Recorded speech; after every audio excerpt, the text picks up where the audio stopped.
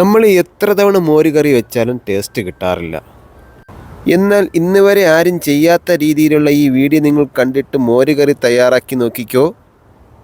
Perfect ടേസ്റ്റിൽ ഇനി നിങ്ങൾക്ക് വീട്ടിൽ ഉണ്ടാക്കിയെടുക്കാൻ പറ്റും.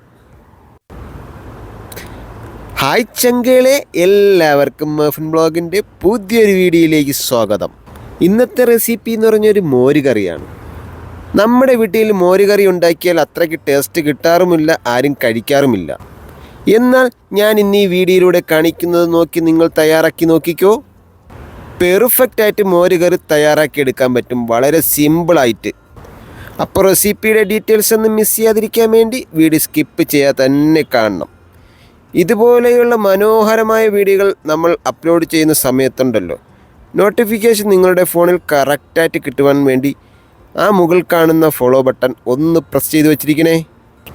അപ്പോൾ ആ മോര് കറി എങ്ങനെയാണ് പെർഫെക്റ്റായിട്ട് ഉണ്ടാക്കിയെടുക്കുന്നതെന്ന് വീഡിയോയിലൂടെ കണ്ടിട്ട് വരാം.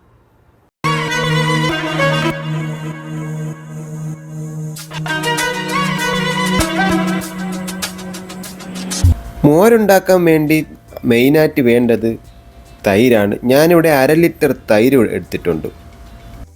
ഞാനിവിടെ എടുത്തിരിക്കുന്ന തൈര് കട്ടി കുറഞ്ഞതാണ്. അഥവാ നിങ്ങൾ കട്ടിയുള്ള തൈരാണ് എടുക്കുന്നതെങ്കിൽ മിക്സിയുടെ വലിയ ജാറിലൊന്ന് അടിച്ചെടുക്കുക. പിന്നെ ഒരു പ്രത്യേക കാര്യം, തൈര് എടുക്കുമ്പോൾ നല്ല പുളിപ്പുള്ള തൈര് നോക്കിയെടുക്കുക. അപ്പോഴായിരിക്കും ആ മോര് കറിക്ക് പെർഫെക്റ്റ് ടേസ്റ്റ് കിട്ടുന്നത്. ഇനി ഇതിലേക്ക് 1 കപ്പ് വെള്ളം ചേർത്ത് കൊടുക്കുകയാണ്. വെള്ളത്തിൻ്റെ അളവ് നിങ്ങളുടെ കറിക്കനുസരിച്ച് ചേർത്ത് കൊടുക്കാം. നിങ്ങളെടുക്കുന്ന തൈര് കട്ടി കൂടുതലാണെങ്കിൽ 1 കപ്പ് മുതൽ 1.5 കപ്പ് വരെ എടുക്കാം. ഇനി അഥവാ കട്ടി കുറഞ്ഞതാണെങ്കിൽ 1 കപ്പ് വരെ ഒഴിച്ചെടുക്കാം. ഇനി ഇതിനെ ഒരു കട്ടയൊന്നും ഇല്ലാതെ നല്ല പോലെ ഉടച്ചെടുക്കാം. ശേഷം അങ്ങോട്ട് മാറ്റി വെച്ചിട്ട് ഇനി നമുക്ക് കറി ഉണ്ടാക്കാൻ തുടങ്ങാം. ഇതുപോലൊരു പാൻ ചൂടാക്കി അതിലേക്ക് 1 ടേബിൾ സ്പൂൺ വെളിച്ചെണ്ണ ഒഴിച്ചെടുക്കാം. പരമാവധി വെളിച്ചെണ്ണയിൽ തന്നെ ഉണ്ടാക്കാൻ ശ്രമിക്കുക, അതിനാണ് കൂടുതൽ ടേസ്റ്റ് ഉണ്ടാവുക. ഇനി തീ മീഡിയം ഫ്ലെയിമിൽ വെച്ചിട്ട് എണ്ണ നല്ലപോലെ ചൂടായി വരുമ്പോൾ ഇതിലേക്ക് 1 ടീസ്പൂൺ കടുക്, 1/4 ടീസ്പൂൺ ഉലുവയും കൂടെ ചേർത്ത് കടുകൊക്കെ നല്ലപോലെ പൊട്ടിച്ചെടുക്കുക. തീ അല്പം കുറച്ച് വെച്ചിട്ട് ഇതിലേക്ക് ഒരു 4 വറ്റൽമുളക് ചേർത്ത് കൊടുക്കാം. മുളക് എണ്ണയിൽ അധികമായി കിടന്നാൽ കരിഞ്ഞു പോകും. അതുകൊണ്ട് ജസ്റ്റ് ഒന്ന് ഇളക്കിയതിന് ശേഷം അതിലേക്ക് 1 ടേബിൾ സ്പൂൺ ഇഞ്ചി വെളുത്തുള്ളി ചതച്ചതും കൂടെ ചേർത്ത് കൊടുക്കാം. ഇഞ്ചിയുടെയും വെളുത്തുള്ളിയുടെയും പച്ചമണം മാറാൻ വേണ്ടിയിട്ട് ഏകദേശം 1 മിനിറ്റ് വരെ ഒന്ന് ഇളക്കി വഴറ്റിയെടുക്കണം.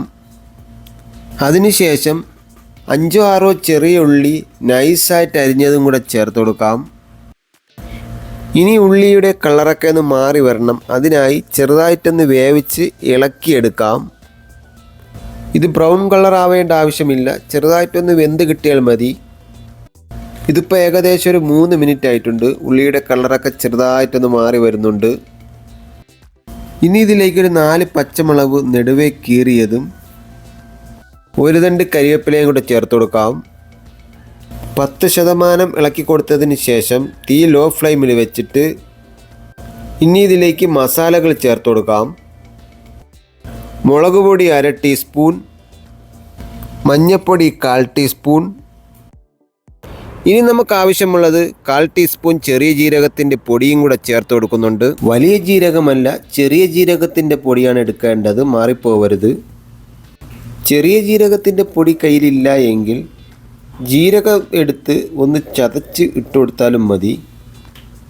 10-20 സെക്കൻഡ് ചെറിയ തീയിൽ വെച്ച് ഇളക്കിയതിന് ശേഷം നമുക്കിതിലേക്ക് മുമ്പ് തയ്യാറാക്കി വെച്ചിരിക്കുന്ന തൈര് ഇതിലേക്ക് ഒഴിച്ചെടുക്കാം. ഇനി അതിൻ്റെ പാകത്തിന് ഉപ്പും കൂടെ ചേർത്ത് കൊടുത്തിട്ട് തീ ലോ ഫ്ലെയിമിൽ നിന്നും സ്വല്പം കൂടെ കൂട്ടി വെച്ച് കൊടുത്തിട്ട് നമ്മൾ ഒഴിച്ചു കൊടുത്തിരിക്കുന്ന മോര് ഒന്ന് ചൂടാവാനേ പാടുള്ളൂ. പിന്നെ ഒരു കാര്യം പ്രത്യേകം ശ്രദ്ധിക്കണം, ഇത് തിളച്ചു പോകാൻ പാടില്ല. തിളച്ചു പോയാൽ മോര് പിരിഞ്ഞു പോകാൻ സാധ്യതയുണ്ട്. ഇപ്പോൾ ഏകദേശം ഒരു 3 മിനിറ്റ് ആയിട്ടുണ്ട്. മോരൊക്കെ ചൂടായി വന്നിട്ടുണ്ട്. വളരെ എളുപ്പത്തിലും ആർക്കും പെട്ടെന്ന് തയ്യാറാക്കിയെടുക്കാൻ പറ്റുന്ന നല്ലൊരു കറിയാണിത്. അപ്പോൾ ഇതുപോലെയുള്ള ഈസിയും ടേസ്റ്റിയുമായ റെസിപ്പികൾ ഇഷ്ടമായാൽ താഴെ കാണുന്ന ലൈക്ക് ബട്ടൺ ഒന്നടിച്ചേക്കണേ.